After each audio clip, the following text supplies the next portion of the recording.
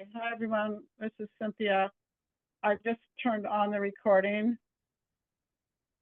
Mike, it looks like it's working, right? The recording. I can never see where it shows. Yes, it is.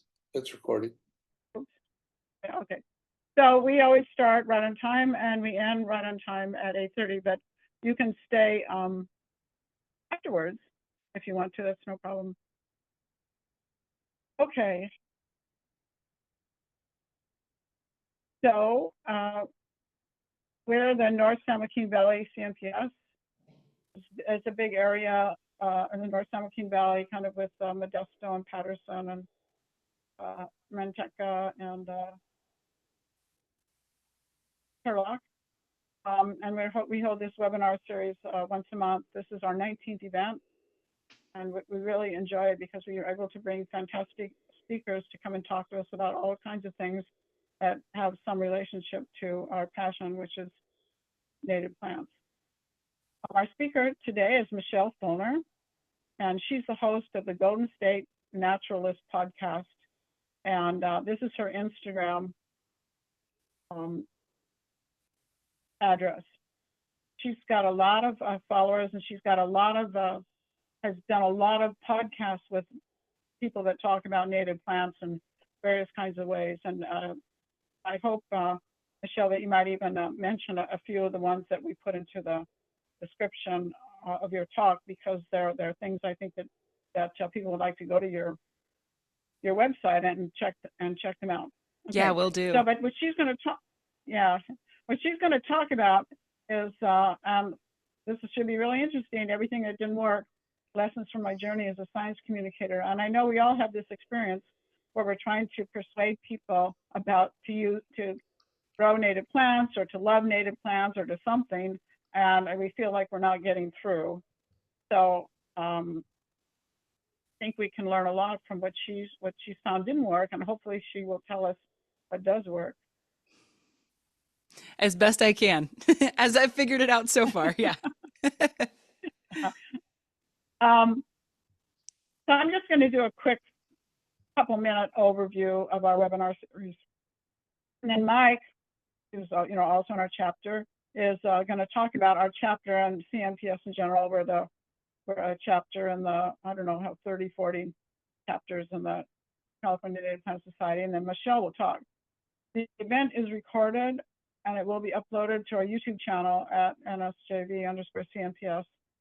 And we also put a lot of information on Facebook. We have a website too. But, okay. These are all the past webinars. Obviously, I'm not going to read them all to you because there's been 18. Just to give you a quick look, I mean, it's a wide variety of topics we cover, mainly things that I'm interested in, and people that I know or I find out about. But if you have something you're interested in or you want to talk, just let me know. A lot of them are about gardening. That's a big hot topic. Getting out and seeing the plants, basic botany. Arranging, we have a wonderful speaker that talks about arranging California native plants in bouquets, garlands, and wreaths. Vernal pools, the La Loma Native Plant Garden here in Modesto, landscape design, biophytes, more getting out and about. And we like to look at how native plants interact with the fauna. So we had our Gail come and talk about native fish and plants. Calscape, a hot topic too. California water culture. Water is so important. I hope to have more speakers talk about the water situation. There's a whole bunch of gardening webinars at CMPS. You want to check those out. Power Native Plants is Juanita has made 5 or 6 or 7 community native plant gardens in Palo Alto and the Stanislaus River Restoration. And today is Michelle going to talk about what I just said, everything that didn't work about communicating science. I don't yet have a speaker for July 8th. I'm working on it, and I hope to have someone. I expect that I will, but that's not finalized. Then on the 12th, and this is really important, we're going to have River Partners staff talk about restoring the Dos Rios State Park, which is opening. The formal opening is this Wednesday, 9 a.m. event. This Dos Rios is the first state park in 25 years. It's about 8 miles east of Modesto, so it's right smack in the middle of our North San Joaquin Valley chapters area, and it's well, I'll be there. Hope some of you will be. We have some open dates, so if you want to speak or you know somebody, just send them to me. Our YouTube channel is going well. We have 174 subscribers, thousands of views, but every webinar is posted there. So I'm kind of repeating things just to be sure you guys got it. Free, of course. You don't have to be a member of CNPS either. Second Monday evening of each month. We don't have webinars in the Decembers. And I'm the organizer. If you want to email me, there's my email address. Okay, now I'm going to pass this to Mike, and he's going to talk about our chapter in CNPS in general, and then he'll bring it back to me, and I'll introduce Michelle. Mike? Yeah, there we go. All right, so you see my my talk there? My screen, I should say. Yeah. Okay, good deal. I wanted to give you an introduction to our chapter, the North San Joaquin Valley chapter of the California Native Plant Society. The California Native Plant Society is a statewide organization, and you can join it for a regular individual membership of $50 to receive the Flora and Artemisia magazines, get benefits such as discounts at certain nurseries, sales, and such, and the ability to join 2 different chapters of CNPS. If you'd like to join North San Joaquin Valley chapter and one other, such as the Santa Clara Valley chapter or the Sacramento chapter or others, it will be an option when you go to the link on the slide, which is cnps.org/membership. And we hope that you join us here in the North San Joaquin chapter, or in whichever other chapters you feel a kinship with. The regular membership link is right there. And remember, this is the link to join up. And we have a quarterly newsletter sharing articles about CNPS and our local native plants and events and things like that. I should point out that we intend to do everything by email. We recognize that there are some people who actually prefer US mail, and for those who are inconvenienced, we do apologize, but we don't yet have the financial or volunteer base to put the newsletter out that way. CNPS has asked all chapters to find a way of reducing carbon, and saving all that paper is one of our contributions.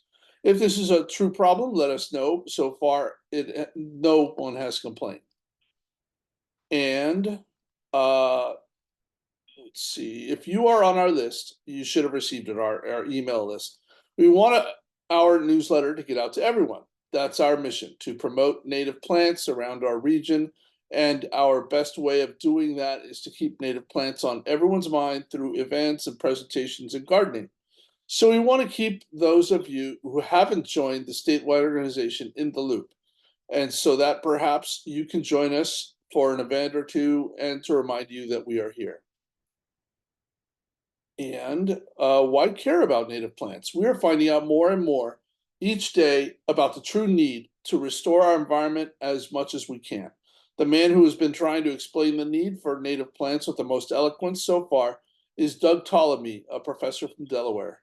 He's written several books on the subject, all of which circle around the theme that we have been damaging the environment dramatically, but there is hope in native plants. 95% of all birds feed insects to their young, and caterpillars are an important component of that diet, and caterpillars cannot live on non-native plants with very few exceptions.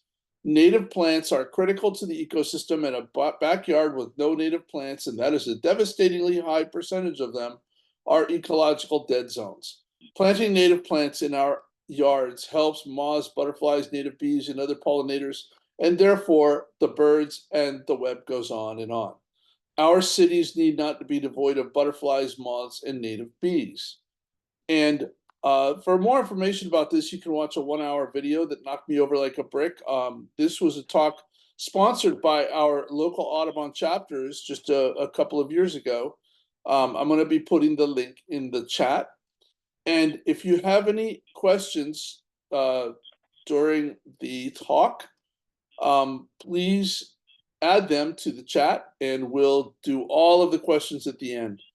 So with that, I'm going to go ahead and turn it back over to Cynthia, and I will be in the chat in chat if you have any questions, comments, or anything like that.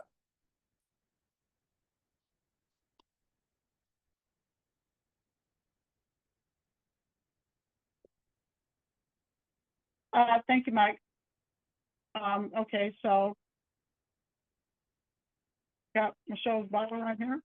Hold on. Our speaker is Michelle Fullner. You can see her smiling there. Hi, Michelle.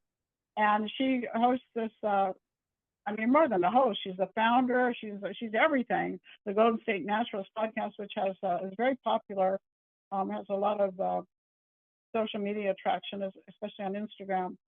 And so I'll read to you her background. She's an educator, a California naturalist. I took that class too, a great class. Amateur poet, so maybe she'll do everything in poetry, we don't know. Parent of 2 Woodland Sprite daughters and host of this Golden State Natural podcast, which is now ranked in the top 1% of podcasts globally. Wow, for something specific to California too. Michelle has a bachelor's degree in English and comparative literature from San Jose State University, and a master's also in English, specifically in composition and rhetoric from California State University, Sacramento. As an educator, she taught middle and high school English in California public schools for 10 years before transitioning to her life as a full-time admirer of acorns, California newts, redwood sorrel, and tide pools. So welcome, Michelle. We really look forward to your talk, and why don't you take the screen and start? Okay, thank you so much, Cynthia. And thank you everyone for being here. Let me just get my screen sharing to the correct screen here. All right, do we all see it? We good? Yeah. See the bear? Okay, great. All right. First of all, I just wanted to say thank you so much for having me. I really appreciate the opportunity and getting to talk to some of my favorite people, which are native plant enthusiasts, because I think that people who care about native plants are some of the most tuned in people and understanding how our ecosystems really are held together. As Naomi Fraga put it, native plants are the building blocks for all terrestrial ecosystems. And I think that Doug Tallamy is I thought that was great to quote Doug Tallamy. He's great at describing that and helping other people understand that as well. And so one of the things that I've been working on for the past couple of years is to spread this mission, very aligned with your mission of helping get more people enthusiastic about native plants, hopefully helping more people plant native plants in their yard, find the resources that they need to be able to do that, to try to facilitate that, to make that process as easy as possible. So I really admire all of the native plant enthusiasts, and I think that a lot of the work that people in this Zoom are doing is some of the most important work that's being done in the state, just by planting native and helping grow the enthusiasm of that on a native grassroots level, on a purple needlegrass roots level. So I want to go ahead and get into a little bit about what Golden State Naturalist actually is. And so it is a podcast and social media channel, and it's currently 2 years old. I guess I should probably update that. It's 2.5 years old now. And I work in seasons because the podcast is very time intensive. Takes me about 40 hours to make a single podcast episode that's about an hour long.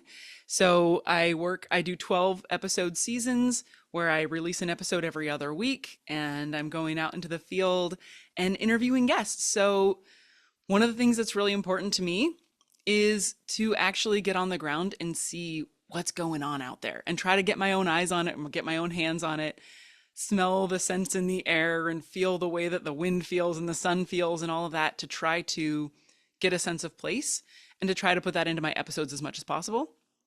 So that's part of why creating the episodes takes so long, is because editing all that together is a lot, and just, getting out into the space is also a lot.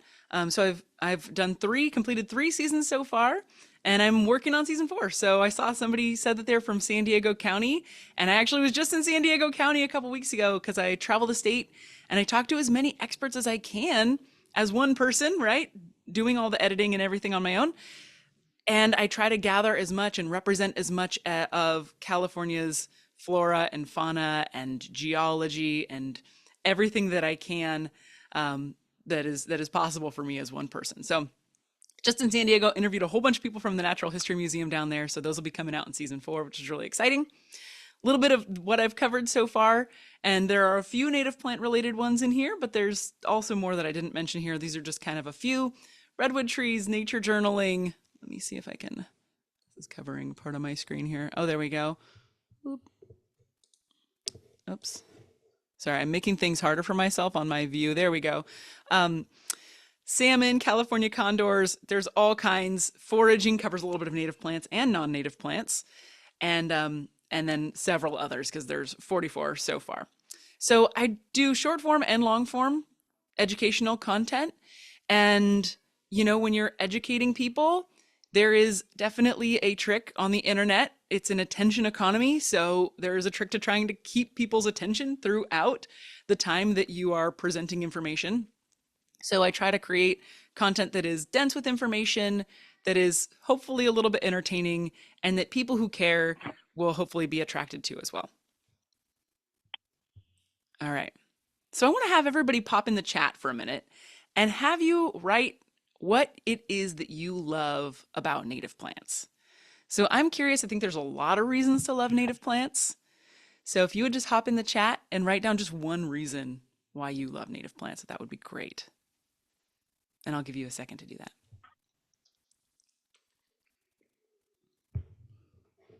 Oopsie. Why do you love native plants? And then I think Mike was also saying that if anybody has any questions throughout, you can pop those in the chat as well. And at the end, he'll ask me the questions. I don't know if you might have said that and I just missed it. Okay, the beauty, habitat, gorgeous water-saving butterfly hosts. A lot of people saying habitat. That's great. And the habitat and the beauty, low water, pollinator support, adaptation, compatible with the environment, supports local wildlife. I love these. Support native insects and spiders and thus birds. Yep. Great, great, great, great. So yeah, the ways that they are instrumental to the entire food web. Absolutely. Okay. So thank you for sharing your reasons. I share a lot of the same reasons. I think the big one for me is habitat. So thinking about how they support biodiversity, because I think biodiversity really is the goal. If you want to have a resilient system, you need to have a biodiverse system. All right. But a lot of people, if you say those words to them, are going to stop listening. As Cynthia pointed out, you know, maybe some of us who are nerds about this stuff, who are into this, might kind of speak our own language about it and be really excited and bring that enthusiasm. But my neighbors down the street, I have all these poppies and like gum plants and lupins and stuff that grow in this like wild overgrown little section of my yard. And I'm always like, when neighbors are like hanging out outside, I'm like, aren't they wonderful? And my neighbor's like, meh. Right? Like cool flowers, I guess, but they're not like as excited about it as I am. So it is a bit of a trick trying to communicate some of these ideas. And I would imagine that each of you has some context in which you could imagine yourself wanting to share your enthusiasm or your knowledge about native plants with others.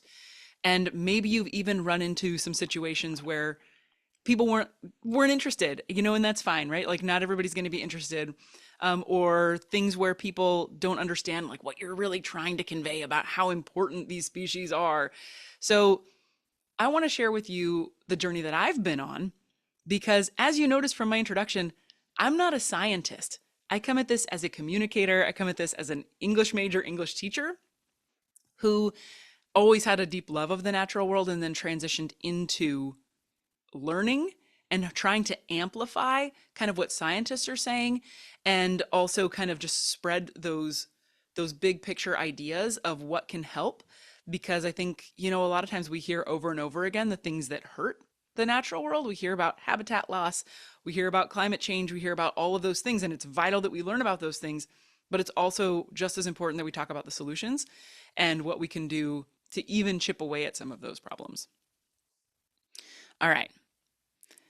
And I also just want to say right in front that I'm not going to talk a lot about these things here on screen, because to me, I take it as a given that if you want to share your love and your information and your knowledge, it's really important to have a dedication to accuracy and to have concern for more than just reach, right? It's not just like, how big of a podium can I get on? It's like, actually, can I share a message that really matters? And also honesty and transparency in, hey, I actually don't know the answer to that one question. I'm not going to, try to make that up. I assume that everyone here holds these as values, and so I'm not going to spend a lot of time in them because I'm going to take them for granted. All right. So the way that I've kind of structured this is that there is a who, what, when, where, and why, and how of SciComm. SciComm being short for science communication, or anytime that you're trying to communicate science to anyone, right? So this presentation is kind of the meta level, communicating about science communication.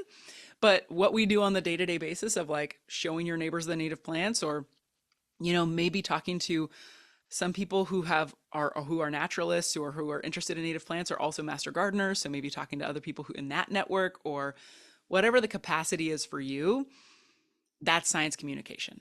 So I'm going to share my experiences, and hopefully those will help you in yours. And I talk more generally than native plants. Native plants are really a through line of the content that I create because they underpin just about everything. But I also talk about a lot of different things. So I'm going to apply as much of this as I can to examples about native plants. But just so you know that that is like a kind of a wider context as well, because it all does fit together. Okay.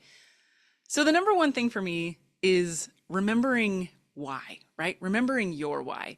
And that's why I wanted to ask you that question right up front. Why do you love native plants? So for some people, it's their beauty. For some people, it's the way that they create habitat. There's a lot of really important reasons to love native plants. And there are actually two whys to keep in mind. So that is your why, your reason for caring about something. But there's also another one, which is thinking about the person you're talking to and why they might care. Why might they want to listen to what you have to say about native plants, right? Because for me, if I'm really into biodiversity and I just start going and like knocking on my neighbors' doors and being like, guys, biodiversity, most of them will close the door in my face and think I'm crazy. But some of them will be like, oh, that's kind of interesting. Probably 1 in 20 or so. I'm not sure what the ratio on that would be actually. But a lot of people would just be like, I don't have that same kind of vernacular that you're using right now, right? Like I've heard the word biodiversity, but I don't know if I could define it, or you sort of sound like you're just talking about something else that I don't really know, or that's not something that I've ever thought about. So why should I know to care about that, right? So thinking about what does the other person get out of it? Why would they be invested? Why would they care is really, really vital. And that kind of comes down to, keeping that core purpose in mind. So your core purpose, why you think everyone should have native plants in their yard, and then why you think they should be used in like new commercial landscaping. Like I think about that a lot. How could we do this on a bigger scale? Even doing it in our neighborhoods is amazing, and yes, we need to do that. But also, what about like new construction? And what about commercial landscaping and all that? Why should all those places care about having native plants? Okay. So now we get into some of my failures, which I think somebody mentioned in the chat, and I really appreciated this, that what they've learned from gardening, some of the times that they learn the most in gardening is the things that they mess up. And you realize what didn't work. And so I've gone through a lot of experiences.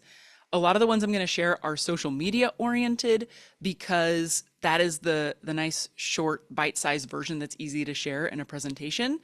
But there's also kind of podcast related ones and interpersonal ones that I can share as well, that I will share a little bit about. But there is no why in this video, and I'm just going to share with you, hopefully it will play correctly and you'll be able to hear it. Let's see.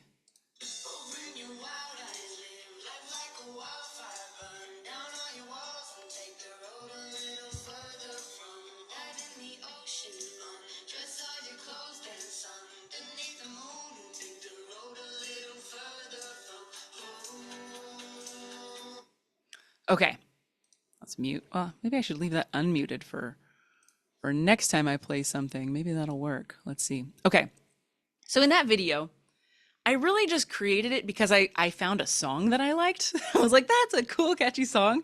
That's cute. I have a bunch of like footage of me wandering around in nature. I didn't really have a good purpose for that video.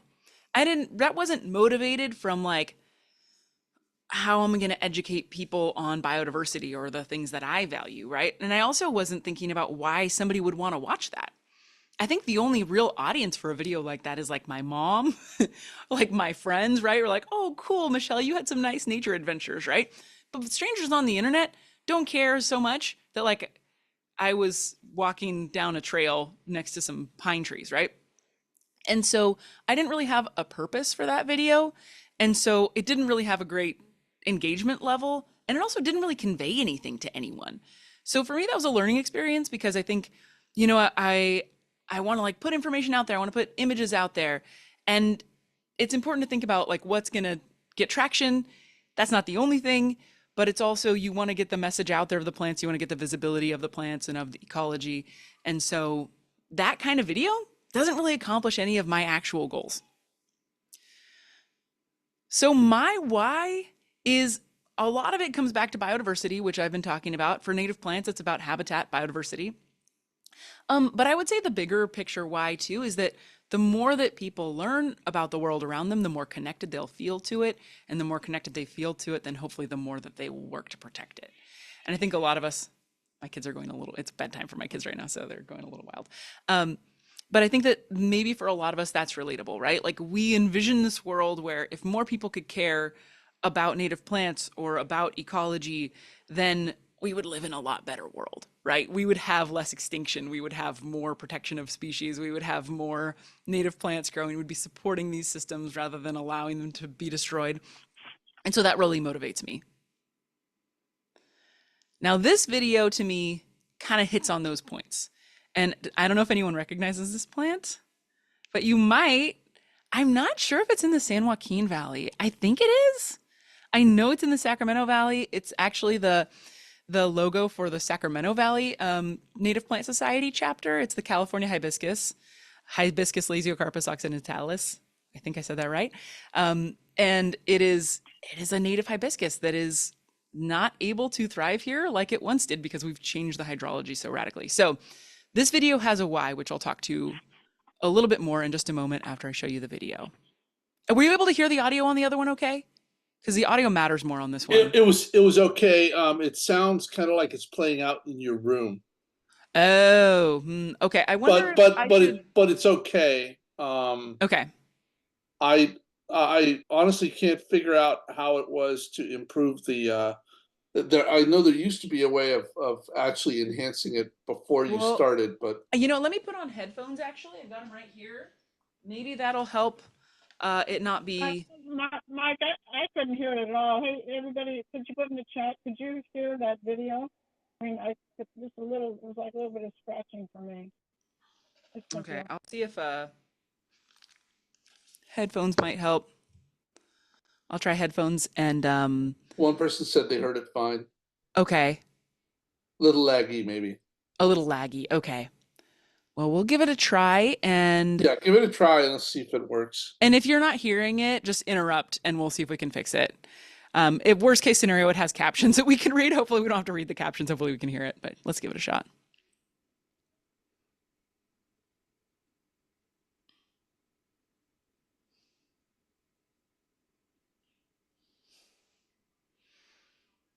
No, I'm not hearing it. Okay, that means it was only getting picked up through my speakers. Yeah, that is what it sounded like. Okay, let's see on the if last time. Well, we might go with that, or let's see if the anyone know where the share audio feature is? That's the only thing that can be tricky sometimes.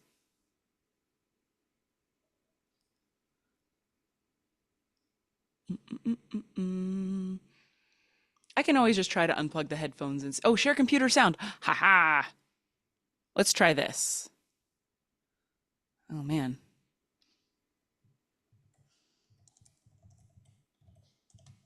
Hopefully, there we go. Okay. And can you still hear me okay? So I just was sharing my sound. I started sound. Okay, great. And Let me just restart this here. What California used to look like before colonization? I think about this all the time, and this flower is a great example of why.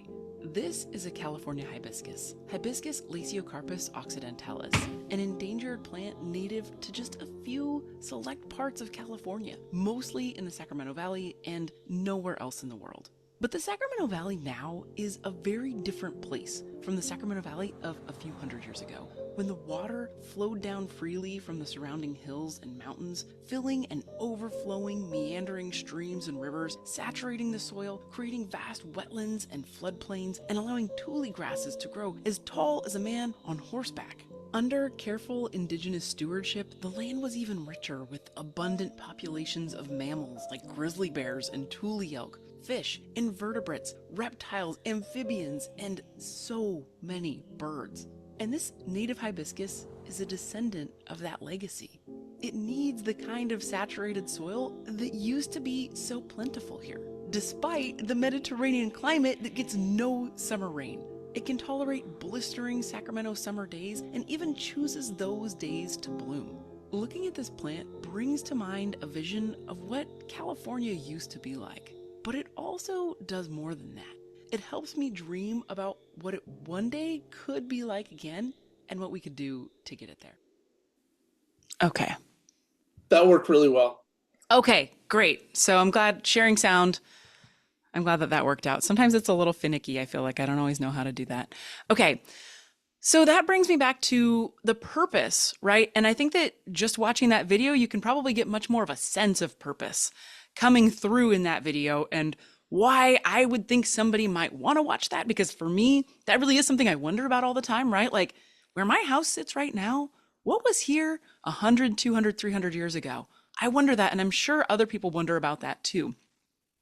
And my bigger purpose being the purpose that I mentioned earlier, which is that I think that if people know those things, right? If they look out down the street and they're like, it's suburbs, right? It's less maybe impactful than thinking about, wow, what are really the roots? Like, what's the context that I'm actually in here? What's the bigger picture? And helping people feel more connected to the land, because I think often in these kinds of contexts, it's very easy to feel disconnected in a really built environment that's not, ecosystem forward. And I think that there are ways of addressing that, but that's another issue. So that one had a really clear, for me, purpose. And I think that it was much more informational. There was much more reason that somebody else might want to watch it. And a lot more people did watch it. So that video didn't start out that way. I definitely, as you could tell, it was a voiceover that I wrote later and then recorded and added to a bunch of video clips that I strung together. And the way that video started out was my friend, and some of you might know him, his name's Jesse Dixon. He's Sacramento Food Forest. But my friend texted me, he was like, hey, I know where this cool endangered plant is. Like, you should go check it out. And he sent me coordinates, and I was like, heck yeah. I was in kind of a funk. I was like, not feeling great that day. I went and dropped off my kids at school. And then I was like, I'll just stop by these coordinates to like cheer myself up because I want to see some like native flowers. So I went and stopped by. I had no plan for how I was going to use that footage. I just collected it and then really thought about that purpose more later on. And that's how that kind of came together. All right. So now we talked a little bit about the why, and there's a couple of whys, but let's talk about who. And it says, who are you and who do you want to serve? And I know the second one should be whom, but I kind of hate the word whom. It sounds pretentious to me, so I just don't use it. And who are you and who do you want to serve are both really important who questions when thinking about science communication. So I want to get a little bit into my least favorite advice. The first time somebody ever said this to me, I was actually sitting under a giant oak tree. It was probably a valley oak because that would fit the place and the time. Giant valley oak with some bleachers at my local elementary school. I was in 4th grade. And I remember sitting on these bleachers with the oak leaves around me and this big, beautiful valley oak over me. And my best friend and I both were in love with the same boy, and we couldn't figure out who he loved back. We would write him these little love notes in class every day, and we were trying to figure out who he would end up with. And we were talking it out, and my friend Jessica, she looks at me and she goes, Michelle, you just have to be yourself. And I did not know what to do with that. information or that advice as a fourth grader. I still don't know what to do with that advice now because that seems like a lot of pressure. And for me, identity is pretty contextual, who you are in a certain situation, but also there's a through line, but it's a complex through line, right? Like people aren't made up of just one way of being or one aspect of their personality or of their identity. And so I've always hated being told to be myself because I feel like it's really hard to find a script for that, right? Like it just makes me panic. Who is that? Who am I? I don't know. So what I like to think about instead, because I think that what that advice is getting at is something really good. It just isn't framed in a way that's really helpful for me. And I think that what it's getting at is to be true to things that matter to you and to not try to hide your personality, right? Like things like that. And so I'm going to share a few things that I think make up an identity. This is not a complete list, but here's a whole bunch of different things that contribute to a person's identity. And everybody has some or all of these, right? So lived experiences, all of us come with different experiences. All of us come with a language that we speak or multiple languages that we speak. Religion or spirituality or not having a religion or spirituality is also part of an identity. Gender, race, sexual orientation, class or income, talents, hobbies, interests, ethnicity, culture, location, age, and there's more, right? Oh, in our career, that's another one. So our identities are made up of these really multifaceted things. And this might seem like it has gotten way away from native plants. I promise we're getting back to it. Because our identities impact how we see the world, how we communicate, and how we're seen by others, for better or for worse, right? Whether that is fair or not. Often the way that we appear outwardly is, and the aspects of our identity are perceived different ways by different people. And, me seeing the world through the lens of an English teacher is impacting the way that I see the world. And that's part of my identity that I come with. So one of the reasons that I want to bring this up is because I think that each of us, and I don't know if I made a slide for this. Okay. Let's go back here. Okay. So each of us has a story to tell that nobody else can tell.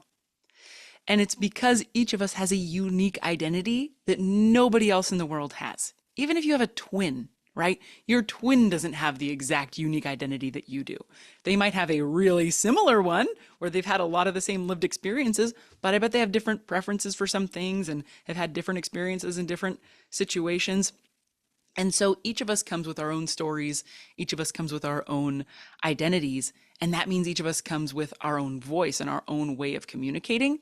And I think that there's a way that we can tell things that nobody else can, and that we should value that about ourselves. So there's power in identity. No one else can share exactly what and how you can share. Now, I want to be careful with that because I don't want it to sound like I'm pressuring anyone to share any aspect of their identity that they're not comfortable with sharing. Not everybody is interested in sharing every aspect of their identity, right? And that's fine. It's what you're comfortable with. It's what you feel safe doing. All right. So I'm going to share with you an extraordinarily bland video where you should not be like me. This is another one of the ones that I had to learn from.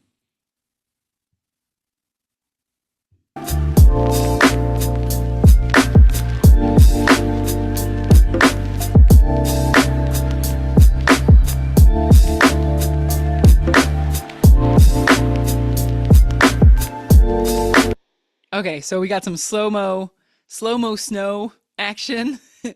And that is, there's not a lot of personality there. There's not a lot of my identity. I guess you could read some things into that, but it doesn't really make a statement. It's not really coming from a person with a voice. And so I think that makes, and it doesn't have a why. So there's a lot of problems with that video. It's not communicating anything really important, except maybe just trying to show hey, this is what outside looks like in the winter. I'm not really sure what I was trying to do there, but it's not coming from a voice.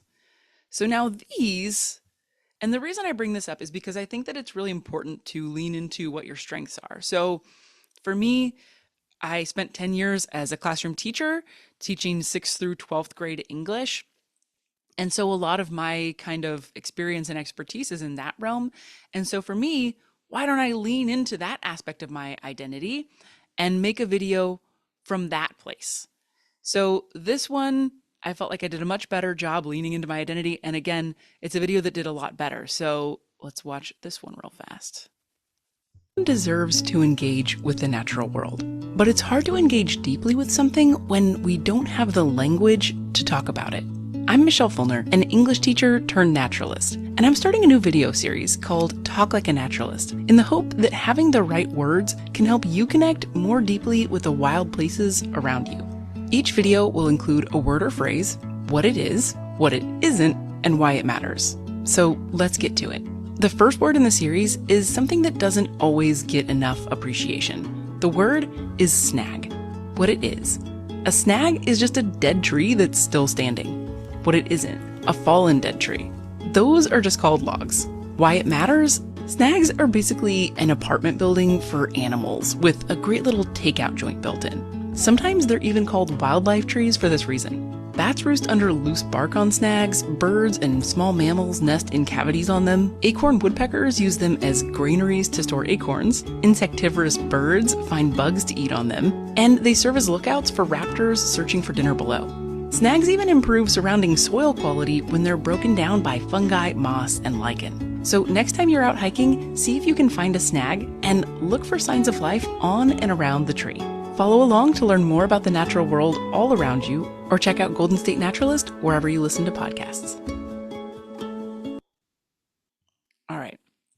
So again, a much better sense of identity. That's coming from a place of where I'm just looking at one aspect of my identity, right? Which is as an English teacher, kind of meeting up with another one, which is this naturalist side and thinking, okay, what about language? Like language is something that people should know if they want to connect more deeply with the natural world around them, which helps that purpose and that why that I talked about earlier. Now, another one, and this is an example from my friend Robin. So I don't know if anyone knows Robin Lee Carlson's work. I don't have her book right here, but she wrote, where did it go? The Cold Canyon Fire Journals. I don't have it on my desk, but she wrote the Cold Canyon Fire Journals and she observed a space recovering after fire. And she's an artist, so she does this incredible art, and she's also a biologist. And we were talking one day on the phone about social media stuff, and I was like, Robin, you should do like a voiceover with your art, because she'll often post these videos that are time lapses of her creating art. And I'm like, yeah, it is more work, right? Like, but if you are able to, educate at the same time as watching your art, like that's so cool, and you could educate about whatever species that you're drawing. And so we teamed up. I was like, look, I'll do the voiceover for you. I'll do the voiceover, you do the art, we'll collaborate. So we created a video together. And I think that this really showcases Robin's identity, but then it also comes together with just kind of what I do. And so it worked out as a really good partnership. In the Americas, there's a good chance you've seen these birds. But even though they're so widespread, most people either don't know much about them or misunderstand them entirely. That's why today we're sharing 5 things you never knew about turkey vultures. 1. Turkey vultures don't have septums, that bit of cartilage that separates your nostrils. This allows air to passively flow through a turkey vulture's nose while it flies. Combined with an incredible sense of smell, this means that turkey vultures can detect even the scantest trace of the scent of their next meal, often from over a mile away. 2. Turkey vultures prefer freshly dead animals and will often snub potential meals that have been decomposing for too long. 3. These birds don't have vocal organs, which means that they can't sing or call. Instead, they hiss in a way that sounds a lot like a steam wand frothing milk at your local coffee shop. 4. While turkey vulture systems can handle everything from tuberculosis to anthrax to botulism, they are sensitive to lead, and lead bullet fragments left in carrion can kill them. 5. I know, an animal that eats carrion seems gross, but turkey vultures do a great job making the world cleaner for the rest of us. Because they prevent rotting meat from piling up, they also prevent the spread of disease to humans and other animals. Follow Anthropocene Sketchbook to see more gorgeous nature art, and Golden State Naturalist to hear more about the natural world in California and beyond. Okay, so that one's not native plant related, but hopefully demonstrates the point about identity and how that can come together with our message to make a more powerful message. All right. And then we'll get a little bit into kind of the who you're talking to in just a minute, because that's super important too. Um, what should we share and what should we leave out? And this ties right back into the identity stuff and also interests. So it can be a little bit tricky.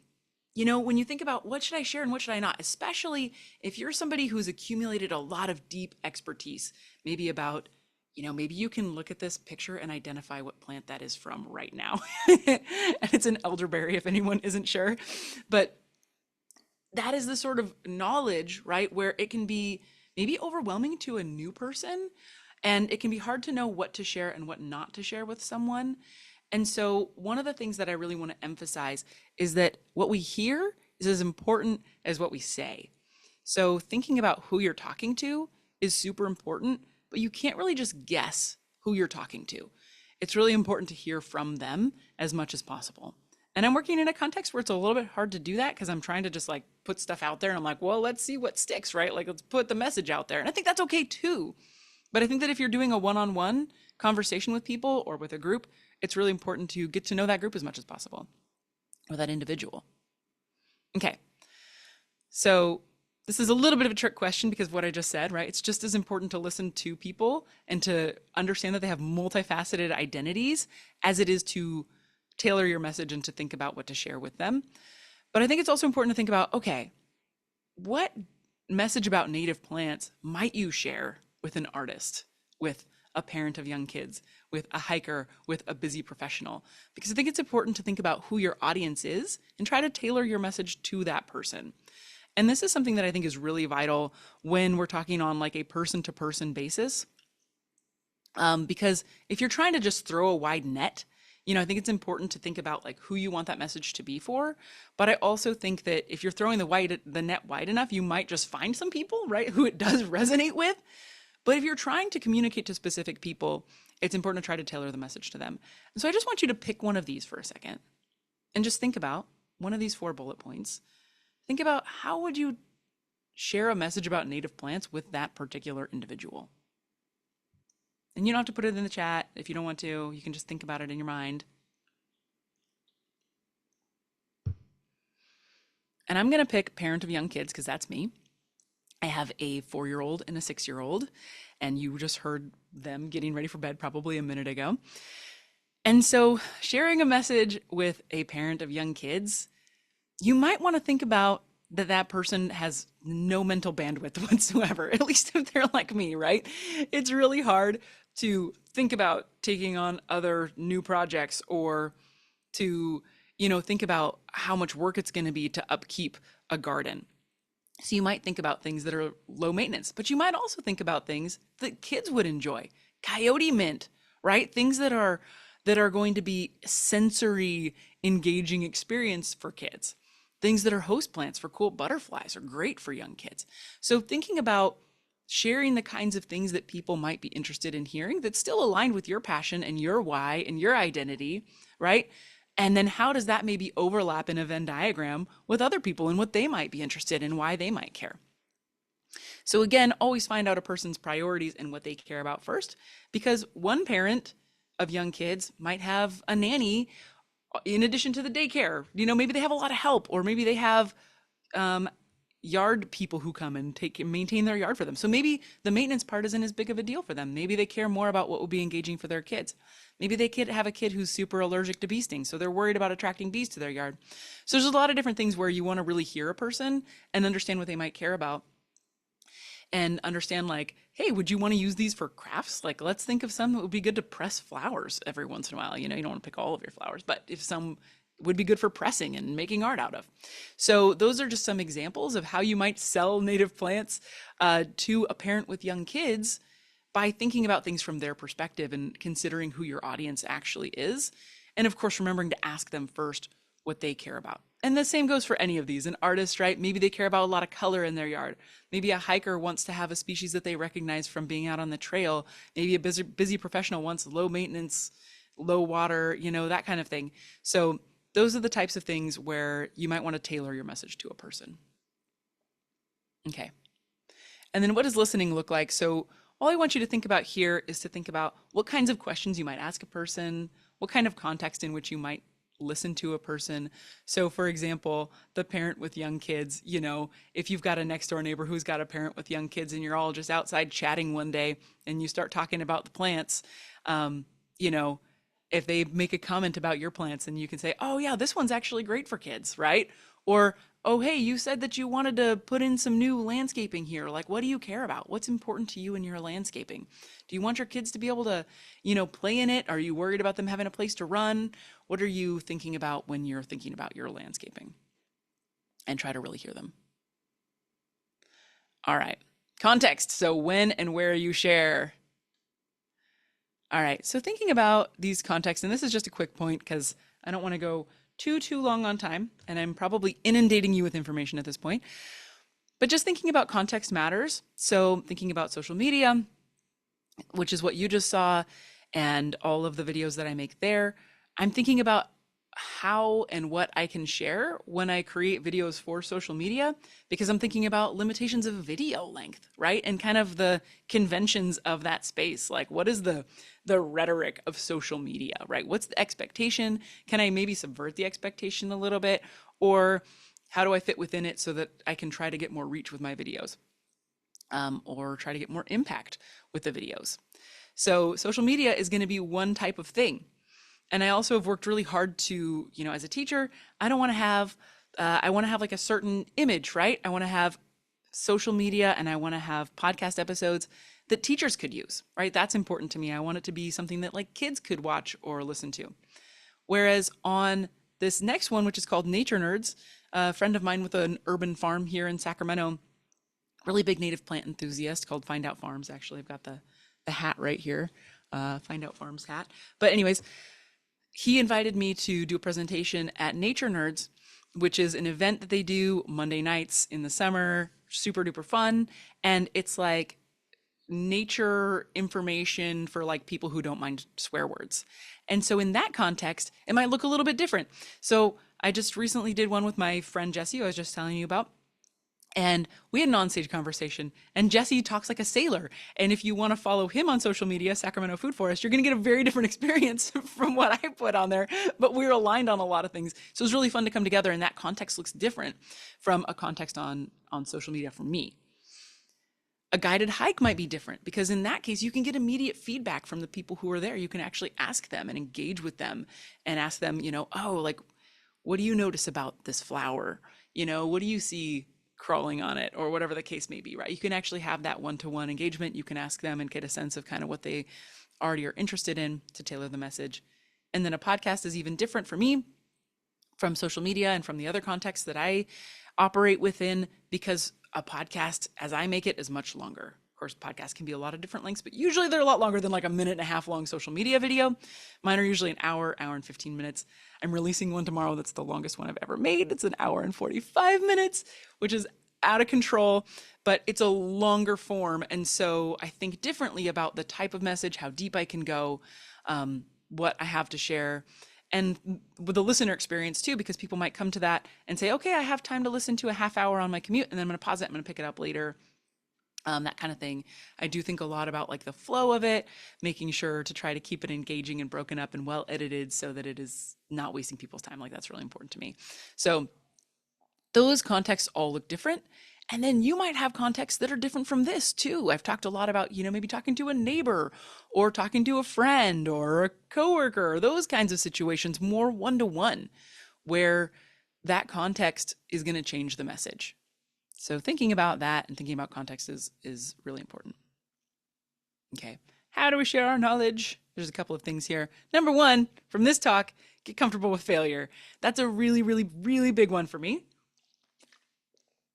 When I was a teacher, I taught for 10 years in California public schools at Title I schools, which is low-income schools. And so it was one of the things that I noticed is that, you know, classroom management is really important in any educational context, and making sure that you have a good rapport with kids. And one of the things that I noticed that made the biggest difference in my classroom management was teaching kids how to talk about growth and failure. and teaching them that failure is something that is positive and to get comfortable with, because it means that you're learning. And if you ace the test, no problem, it was too easy for you and it's not challenging you and you're not growing. So really getting comfortable with failure, really getting comfortable with that as an aspect of growth.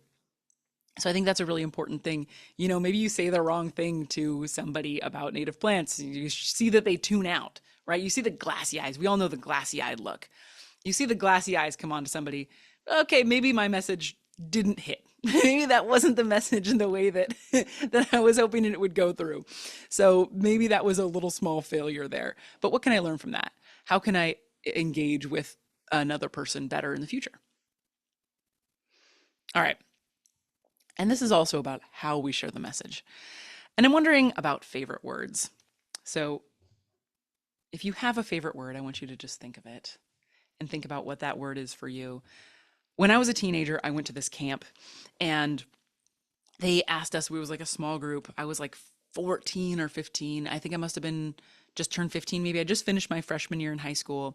And we were sitting in this group and the person facilitating the group said, "What's your favorite word?" and had us all go around and say our favorite word. And I was like, I don't know. I don't have a favorite word. I'm 14, I'm 15, however old I was.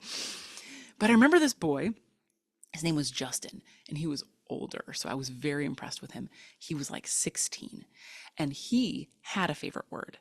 And his favorite word was elation, which was very impressive to me because the only time I had ever heard the word elation before was in this context on the side of a cruise ship, because my family had just taken our first ever like big family vacation. We had gone on a cruise to Mexico on a boat called the Elation, but I didn't know that that word had a meaning besides on the side of the boat.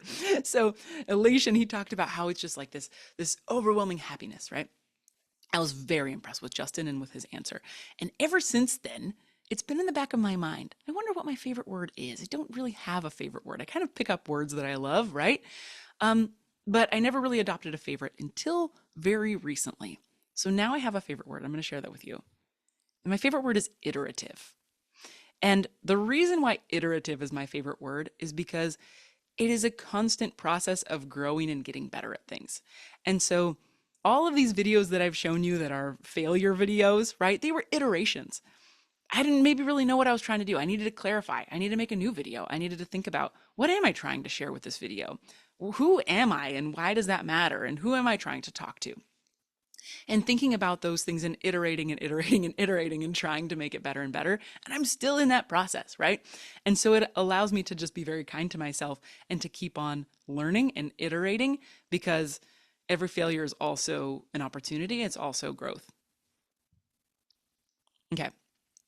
So an example of iteration here, I want you to think about movie trailers or trailers for things that you have heard or seen, and think about roughly how long they are. And I would say a good trailer probably isn't going to be longer than 2 minutes max, right? Like most good trailers are like 30 seconds. For a teaser is going to be short, right? A little bit longer trailer is going to be a minute and a half, maybe 2 minutes. Much longer than that, they start giving away too much. It's like, it's not as good anymore. And so when I first made my podcast, this is a podcast example, not a social media example. My trailer was like 9 minutes long. And that is terrible. It was terrible. But it was my first attempt at creating anything podcast related. So it was like 9 minutes long. I'm not going to subject you to that entire thing because I think there's probably a lot of rambling. I haven't actually gone back and listened to it recently because I don't want to. But it was definitely too long and wasn't super concise. So it was 10 minutes long. I got it wrong. The new trailer is 90 seconds. And I'm getting aware of time and thinking about how much time I have left. So I will try to kind of blow through this. I'll show you the new trailer, and then I'm getting pretty close to the end here. So, hey, do you want to come outside with me real quick? Just watch your step. The dangerous part is they are made out of sharpened sticks. Mm-hmm. So you don't want to slip because you would be impaled. The thing is, there's a lot to explore in California. Did you get stung yet? Not yet. You see those beautiful feathery gills? Those are gills? Those are gills. There's a lot to learn about the incredible diversity of ecosystems and species that call this place home. The nature doesn't end where the concrete begins. One of the most important things for healthy fire is just a diversity in how things burn. And about the ways we as humans interact with those systems, relate to them, belong in them. I think there are ways we can learn from native plants on how to improve and live our best life in California. The more we are obsessed with relating to creatures that seem as close as possible to human beings, the less we're willing to go out on a limb to relate to things that aren't human. It's through that act of attention that we make connection and fall in love. I'm Michelle Fullner, and you're listening to Golden State Naturalist, a completely unique kind of nature podcast. Each episode, join me on an adventure out into the landscapes of California to look closely at everything from the smallest invertebrates to the most massive sequoias. During each season of the show, new episodes come out every other week. Make sure not to miss one by subscribing on Apple Podcasts, Spotify, or wherever you listen to podcasts. All right. So I think much better than a 10-minute long rambling mess about whatever I included in that first trailer. So what you saw there, I added some video clips to go with it, but it's also just the audio that if you were to go look up my podcast in whatever podcast listening app, Apple Podcasts or wherever, that you would find is like the episode 0. So much better iterative. And then the other important thing about how to communicate a message besides iterating is using narrative. So using stories as much as possible. And this can be tricky to include in nature content. That's something that I think a lot about. How do we include stories in nature content? It's not always obviously narrative driven or story driven. But it is really important. And so thinking about why tell stories when you can just tell facts, well, people have researched this. In fact, there's somebody named Dr. Jennifer Aker who did research out of Stanford showing that 5% of audiences recalled statistics. So I'm giving you a statistic right now, and probably 5% will remember the statistic tomorrow. Whereas 63% remembered stories. Stories are much more memorable. I think we're wired for stories. I think that a big part of the reason we are who we are as a species is because of stories. That's my bias as an English teacher, but I think it's true. And you see stories in every human culture as a super important survival strategy, right? People convey survival information in stories. And so that is a really easy way for humans to remember information. We remember that, so-and-so got bit by a snake over there, and maybe we're going to turn that into some kind of a story. And we're going to have better survival because of it. All right. So this is Miguel Ordeñana. He was featured in that trailer. He is the scientist who discovered P22, which was a mountain lion living in Griffith Park in the middle of Los Angeles. So he had trail cams out there and found this mountain lion living in the middle of LA, which is incredible. And Miguel has a really unique story because he's not your typical person who ends up in wildlife field. He didn't come from a background where his parents had all this education and all this money, any of that kind of stuff. And so he tells his story. And I interviewed him for the podcast, and I had to make it a 2-parter because we talked for so long and Miguel included so much of his story that I didn't want to cut any of that out because I thought his story was super important and I wanted people to hear it. And so I split it into 2 parts, and it's just a long conversation with Miguel. And we sat down in Griffith Park to have that conversation when P22 was still alive, when P22 was still there, which was really special. But Miguel shared a lot of his upbringing. He shared a lot of what it was like for him getting into conservation. He shared a lot of stories about what this work looks like. And so I loved all that because I love stories, but I wasn't sure if that was just my bias as an English teacher or if anyone else would really be into that. And so I was worried. I was like, well, I'm going to put it out there because I think it's important. Hopefully other people will like it too. That is one of the episodes. It's called Urban Ecology. There's a part 1 and a part 2. That episode of that 2 episodes are 2 of the episodes that people have talked to me about the most and been like, man, that story really resonated with me. And I think that really is telling that even in these spaces where we don't necessarily think of stories as being the number one way of communicating information, because we're really fact driven, we're really thinking about habitat and we're thinking about all these things, right? Stories are really important too. So it's tricky to figure out how to work some of those in, but some of us have stories, right? With these plants, they might have sensory details where we're talking about, the smell of a ponderosa pine is something really special. And the time that all the Boy Scouts or Girl Scouts all gathered around the ponderosa pine and they were all sniffing it. That's a way to convey information about native plants. So thinking about narrative is just super important, and how you can integrate that. All right. So that was super long. Thank you for sticking with me. Hopefully I stuck okay to time.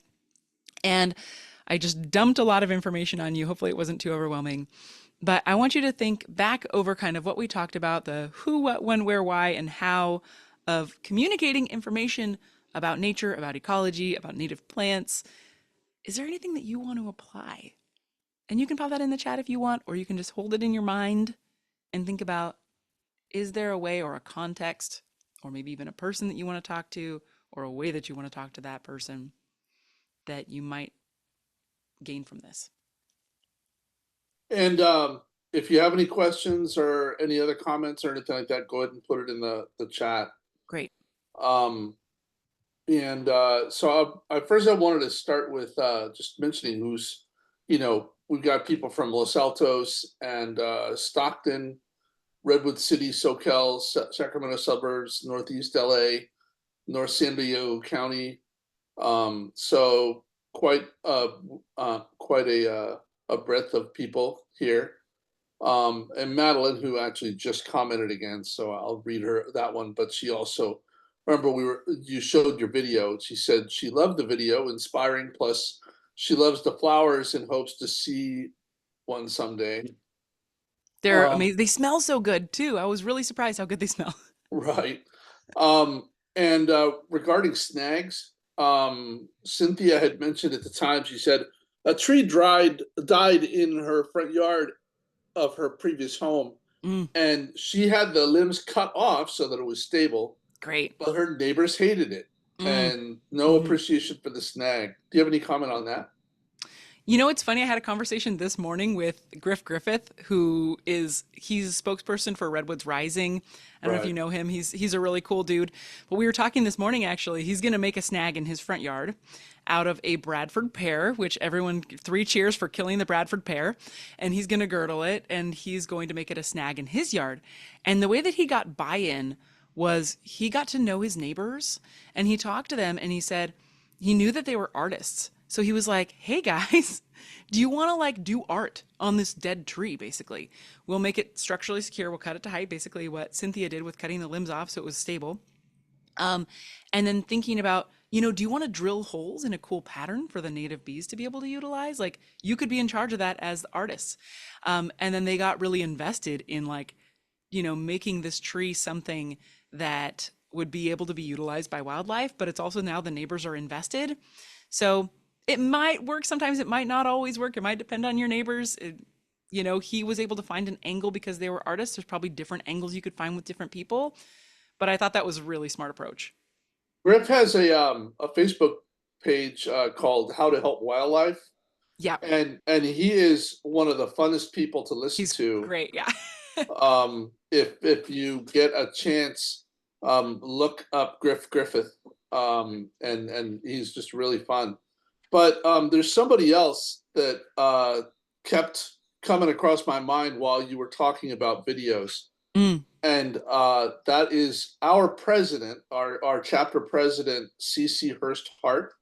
Yeah. And she's got you did these reels that had where you talk through them. And she does beautiful reels where she is just this amazing photographer, amazing videographer. She's got her child Sage, and she goes out and she knows right where to find the flowers, or the mushrooms, or what other fungi and stuff like that. And she is without actually doing any talking, she does a lot of education just about, at least promoting inspiration and promoting the idea of native plants, things like that. So on Instagram, her name is Ecology Nerd. So at Ecology Nerd. And if you get a chance, you're going to want to just check out her page, her Instagram page, because I'm pretty sure I'm following her. I've definitely looked at her page. It's great. Yeah, She's got a lot of really good, and I'm pretty sure she'll post in her story too, with like different native flowers and things like that oh that she yeah, finds. Yeah, yeah, which is really cool. and she's an amazing photographer. And because her and her husband and her daughter are always out hiking, she's always finding new plants. And That's so cool. yeah, she's really good. I love that. And then Carrie mentioned she loved the favorite word thing of yours. And she subscribed to your podcast before. Thank you. And she also commented on P22, such an ambassador with a real legacy. Yeah. So, so we got a couple more. Madeline, again, this was absolutely amazing. Remember to find out what our targets are interested in, not what we want to say or tell. Thank you. That was a hard learned lesson for me. So hopefully that can be helpful for you. It's really easy to get caught up in what you want to say. And what I've kind of realized is that, they're living in their own world. They value the things that they care about. So I'm glad that's helpful. And Madeline also says that she's from Marin and a newly minted California naturalist. Nice. Congrats. Valerie says that as a San Diego County Master Gardener, we had a lecture on the life of a tree with focus on the dying and dead tree snag. It changed my perspective on this. That's great. That's so important. I think that message needs to get out there. Really does. And then Cynthia said, Michelle, I find it really difficult to talk to the neighbors about native plants. They are totally stuck in the 1960s landscaping when our subdivision was created. It's sterile, boring, no value to fauna, but they like it that way. My next door neighbors have planted a row of non-native plants right next to our border. They all have died twice. They just put in the third set. My native plants on the other side are thriving. Oh my gosh. How did they not notice this? Oh, that's hard. Yeah, I live in an HOA, which I don't love. I'm always getting letters from the HOA about like the plants looking too wild for them. And that's me. Like, you can make native plants look really neat, and I just don't put the time into it to make them look a little bit more manicured. So I'm probably not being the best ambassador on that. But other neighbors are like, yeah, stick it to the HOA because they don't like their rules either. So it kind of works out. But yeah, that's really hard when your neighbors you can't change everybody's mind, and that's hard. Yeah. Michelle, this is Cynthia. I just want to mention something about HOA. So I actually am in an HOA too, which is kind of ridiculous. It's just a bunch of suburban tract homes. But one thing that is true is that the state has I wouldn't call it a law, but it's something that says the HOAs cannot keep you from planting native plants. Oh, they say drought tolerant. Drought tolerant, yeah. The state has overridden their ability to say you can't plant them. Now, of course, HOAs can still say we don't like I love the wild look. I mean, my backyard looks like a jungle. Yeah. A native plant jungle. But, and I don't know what I'm going to do at the front, but so you do have some strength in that. I wish I can remember what it's called. And that they cannot keep you from doing that. They say, but they might act like they can, and they might not. They probably don't know it. But one of the things I've also did a little bit of studying to HOAs, and some enormous percentage of Californians live in HOA communities. It's I wish crazy. I could remember the numbers. It's very hard to avoid. 40 or 50. Yeah. Yeah, and that they're popping up everywhere, and these organizations have more power than the government. Anyway, I didn't want to go into that, but I think HOAs are a real barrier to the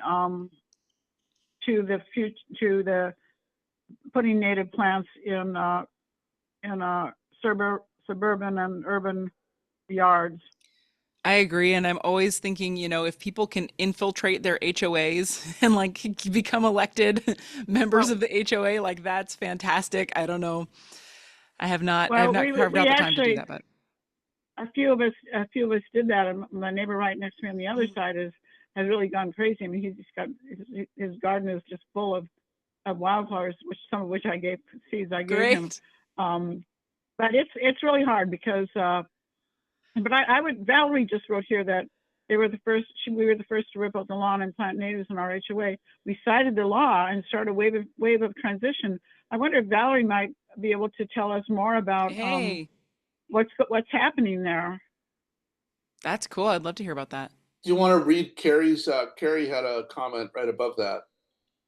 Well, let's just see if Valerie can comment on how that process went with her HOA. Do we have to unmute Valerie? Where is she?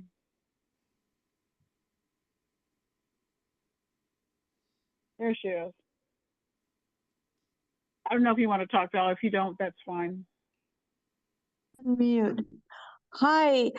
Well, they had to accept our submittal when we cited the new California law back then.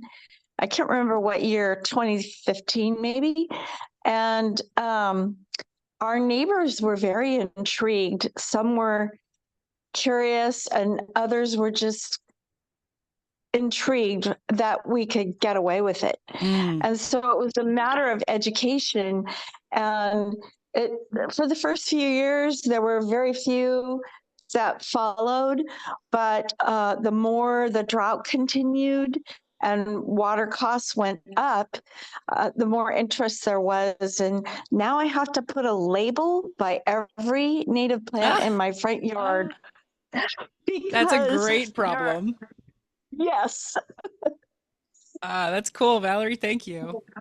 And You're welcome.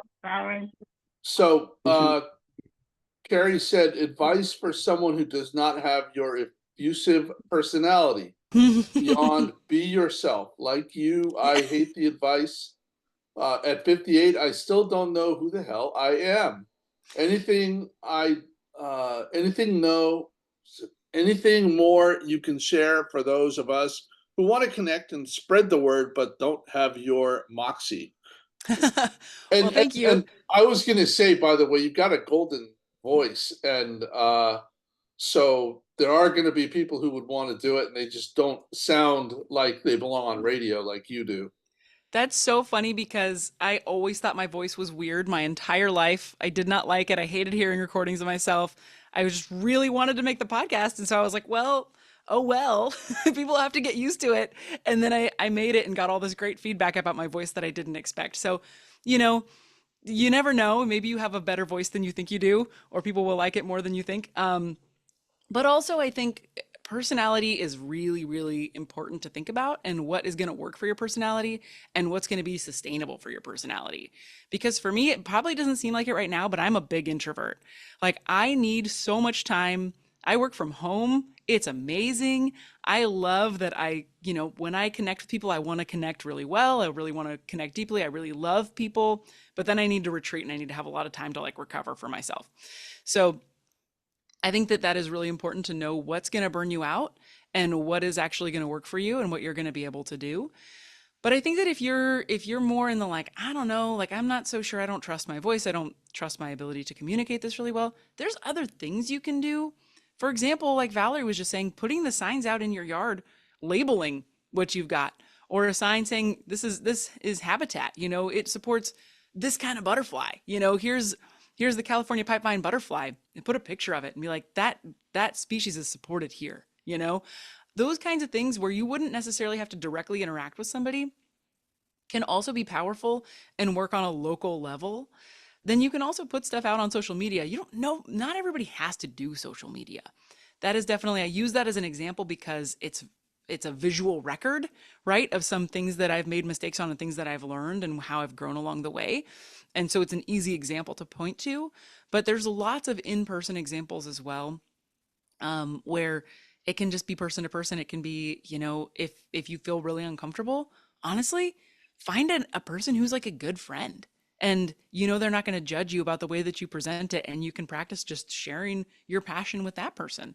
And then if that goes well, you can try again. And then if not, you can always go back to the idea of iterating, go back to the idea of, wow, that didn't go that well that time, But you know what? Like, let's try again. And if it's important to you to communicate it, then it's essentially like low level exposure therapy, right? Where you're like, I'll just keep on trying to do this low level exposure where I'm communicating this thing, and if it doesn't go over super well, then I'm still alive. That didn't hurt me. I'm still okay. And can I try again? Can I learn from that experience to maybe present it a little bit differently next time? So I guess the takeaway there is thinking about what works with your personality rather than against it, what you can actually have the energy for, what do you get excited about, and seeing if there's a way you can lean in there. I listen to a lot of YouTubers, and at least there's one of them who I happen to also think has a golden voice. He's very easy to listen to.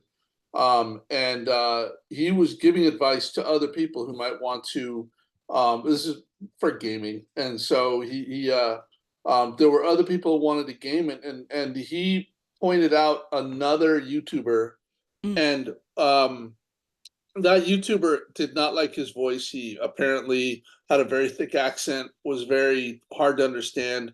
And so what he would do is just do everything via text. Yeah. And so there's a way of doing that.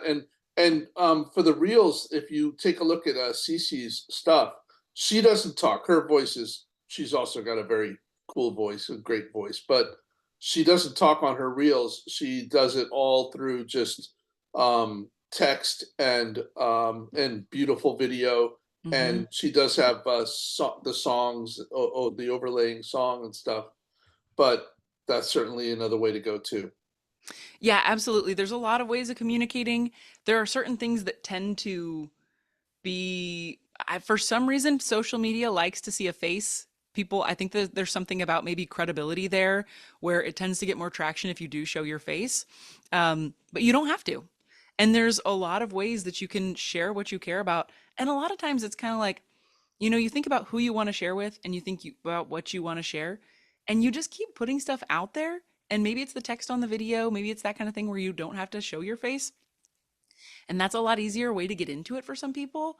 And then it's, you keep on learning how to do that better, and eventually the right people find you. So you just keep going with it, and you learn from those different iterations along the way. And by the way, Carrie thinks you have Michelle, a golden voice too. Mike, I want to mention something that's really worked for me. It's not social media, it's in-person stuff. But I talk to a lot of people about native plants, my friends. I mean, all kinds of people, neighbors and stuff. And I often have heard, well, native plants, it's just a bunch of succulents. Succulents and cactus. I don't know how people can think this when they look around. I mean, is that what they see in the hills and the mountains and everything? But so what I do, because I have a big garden and I have a lot of wildflowers and all kinds of flowers, I give people flower bouquets where everything is a native plant. That's cool. And I've kind of honed this down to a science, in that my brother goes to estate sales and he gets these really nice vases for maybe $2 or $3, and I put flowers in it and I give them to people. I just gave one to my Pilates class instructor, and that those look at those flowers, especially that Matilla poppy. Didn't last too long in the vase, but and all of a sudden they get a whole new view of what native plants are. They don't think of them as being in flower bouquets. We actually, one of our presentations, 2 of them are actually on arranging native plants in bouquets. That's great. It's a way of kind of, interacting with people at kind of a level they're familiar with. And I love that too. And that's another thing where you don't have to have an effusive personality to do that. You can give somebody a nice gift. You could even put a little tag on there that's like, these are all California native plants, and here's a list of the different flowers that are in the book, if you wanted to add something else to it. Yeah. So there's ways of educating without ever having to even say a word. You could do that. You might have to be creative about what that looks like, but I love that approach with the bouquet. Okay, we've got 5 more minutes. So I'm sure there's at least one of you who has something you really want to say. So put it in the chat, or just start talking, and we'll be shutting down the formal part of this meeting right at 8:30, but if you want to stay on longer, you can to talk to each other, and maybe Michelle will stay a few more minutes too, I don't know. But you got a few minutes here, put your message in the chat, please. Yeah, and also while I still have everyone, I just want to say thank you so much again for having me and for paying attention for this long and listening as I put all of that kind of dense content into this presentation. So thanks for being here for that. And hopefully it was helpful. Hopefully there's a takeaway for everybody. Very helpful. It is very important how we communicate. Great.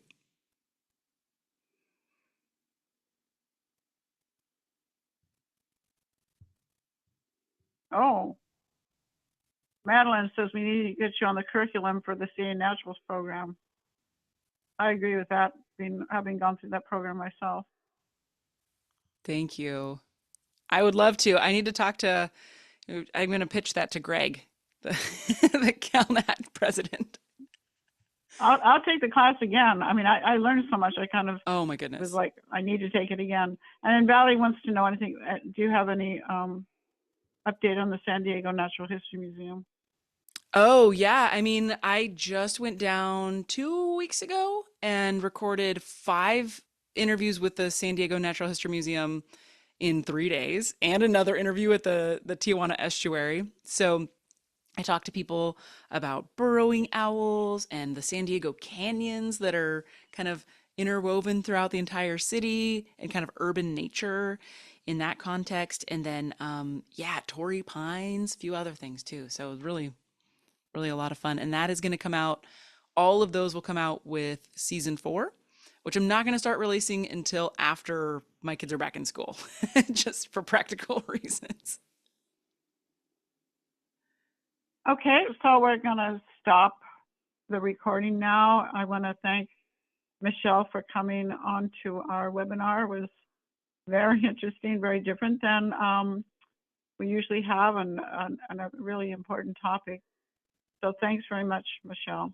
Thanks so much for having me.